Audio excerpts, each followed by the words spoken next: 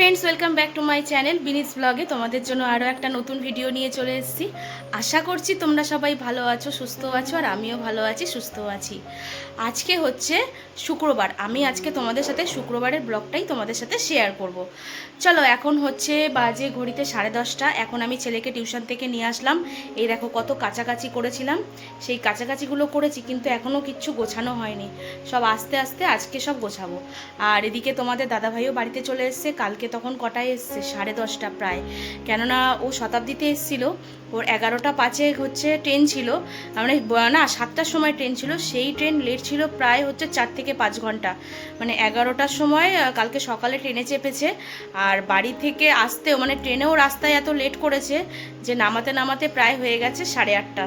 তারপরে ওখান থেকে হাওড়া স্টেশন থেকে ট্রেন ধরে বাড়িতে ঢুকতে ঢুকতে প্রায় 10:30 বেজে গেছে।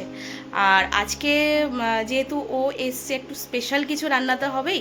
তা আজকে বাবা হচ্ছে বাজার করেছে হচ্ছে গলদা চিংড়ি আর হচ্ছে কাতলা মাছ। সেটাও তোমাদের সাথে শেয়ার করব। চলো, পুরোপুরি ব্লগটা দেখতে থাকো, একেবারে স্কিপ করবে না কিন্তু। কি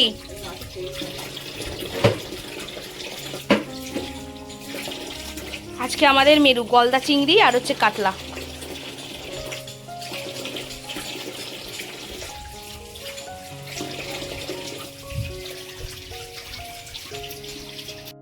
সকালবেলা কিছু কাজ সেরেছি, আবার কিছু কাজ আস্তে আস্তেও সারছি।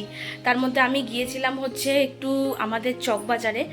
আর ওইখানে আমার ছেলে হচ্ছে জানো তো বাটা মাছ খেতে ভীষণ ভালোবাসে। আর আমার ছেলে কালকে থেকে বায়না করছে, মা বাটা মাছ নিয়ে আসো, বাটা মাছ খাবো, বাটা মাছ খাবো করে করে আজকে আমি গেলাম চকবাজারে, ওখান থেকে বাটা মাছও নিলাম। তো চকবাজার গেছিলাম, ওখান থেকে ছেলের জন্য বাটা মাছ নিয়ে এসেছি। আর হচ্ছে মাসকাবারি ডিম তোলা বাকি ছিল, ডিমটা তুললাম। অনেক দিন ধরে ভাবছিলাম চকবাজার যাবো কিন্তু না হচ্ছিলই না, মানে সময় সুযোগ কোনোটাই হচ্ছিল না। সেই জন্য আজকে পড়াটা দেখতে তাড়াতাড়ি ছুটি হয়েছে, সেই জন্য সোজা ওখান থেকে ছেলেকে টিউশন থেকে নিয়ে সোজা চলে গেছি হচ্ছে চকবাজার। চকবাজার থেকে সব কেনাকাটাগুলো করে এসে তারপরেই বাড়িতে আসলাম। তো বাড়িতে এসে দেখছি বাবা ওদিকে বাজার পাঠিয়ে দিয়েছে, আর মোটামুটি অনেক রকম এক্সেস মাছ হয়ে গেছে। তার মধ্যে কালকে রাখা ছিল হচ্ছে লাইলন টিকা মাছ ফ্রিজে, আর ওটাও আজকে গতি করতে হবে, নাহলে কালকে আমাদের আগামী দিন মানে শনিবার হচ্ছে নিরামিষ, নাহলে মাছটা নষ্ট হবে। বেরিয়েছি তখন বাড়ি থেকে 5টা, বড়মশাইকে নিয়ে ডক্টরের কাছে গিয়েছিলাম। আর ওখানে ডক্টর দেখিয়ে তারপরে ওষুধ টষুধ কিনে এবার ছেলের বায়না হলো, ছেলে ফোন করলো যে মা কিছু খাবো বাইরের কিছু। এবার ওর জন্য ভাবলাম এখান থেকে একটু নিই, মানে এগরোল নিই, আর আমরা 1 প্লেট চাউমিন দুজনে হাফ হাফ করে খাই। সেটাই করেছি, দুজনে মিলে একটু হাফ হাফ করে চাউমিন খেয়েছি, আর ছেলের জন্য আর মায়ের জন্য দুজনের জন্য 2টো এগরোল নিয়ে তারপরে বাড়ি যাব। আর আমাদের চুচুড়ো শহরে জানো তো এই দোকানটা বেশ বড়, আর বড় বলতে কি খুব টেস্টি হয়, মানে মোটামুটি সবাই চেনে এই দোকানটা। আর আমাদের তো ভীষণ ভালো লাগে। চলো তোমাদের চাউমিনের ফটোটা একবার দেখাই কেমন হয়েছে। চাউমিনটা বেশ সুন্দর টেস্টি করে, তার থেকেও ভালো করে হচ্ছে এই রোলটা। এবার আমরা তো ঠিকই করেছি, এর পরের বার থেকে যখনই যাব এই দোকান থেকে শুধু এগ রোলই খাবো। চলো এবার চলে যাচ্ছি সোজা বাড়ির দিকে, অনেকক্ষণ বেরিয়েছি। আর এদিকে ছেলে এসে দেখছি হচ্ছে মাকে হচ্ছে মাথায় ম্যাসাজ করে দিচ্ছে। তা আমি বললাম বাবা আমাকে একটু করে দে, আমারও তো মাথাটা বেশ ব্যথা হচ্ছে। তা বলছে ঠিক আছে দাঁড়াও আমি দিচ্ছি। কিন্তু একটাই কারণ, আমার ছেলের হচ্ছে মানে সবাইকে ম্যাসাজ করে দিলে ও 5 টাকা করে বেনিফিট নেয়, এইটা হচ্ছে ছাড়ে না, এটা ওর পারিশ্রমিকই বলতে পারো। অবশ্য আমরাও কেউ না বলি না, সবারই একটা ইনকাম সোর্স থাকা উচিত, তাই না? ওর বা থাকবে না কেন? ওটাই তো। এবার যদি 10:30 ট্রেনটা ধরে, তাও 1 ঘন্টা 3 ঘন্টা ধরে স্টেশনে বসে থাকতে হবে হাওড়াতে। হ্যাঁ, এর থেকে বলছে আমি যেতে হবে না, এর থেকে কালকে যাবে, টিকিট ক্যান্সেল করো না।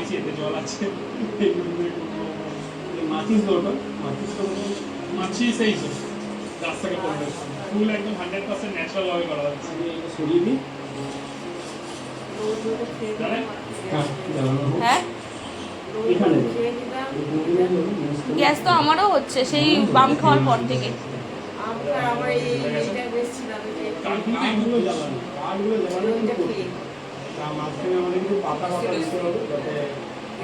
লস্যি কোথায়? কোল্ড ড্রিঙ্কস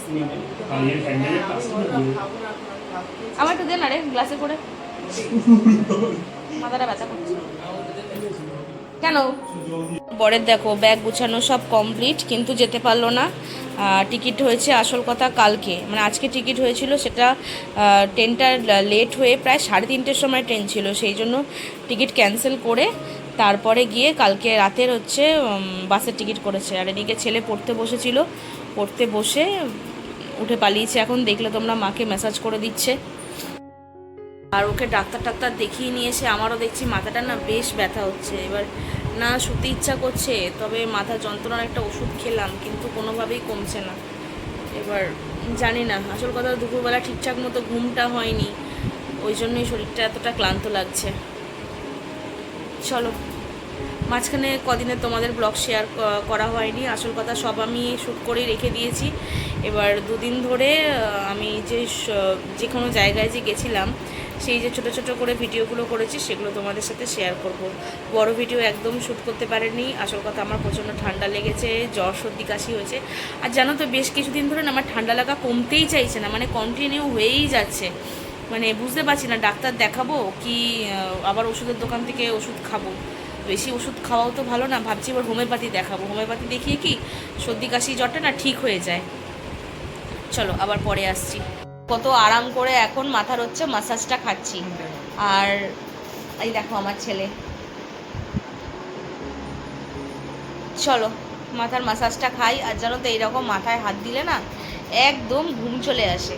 আহ,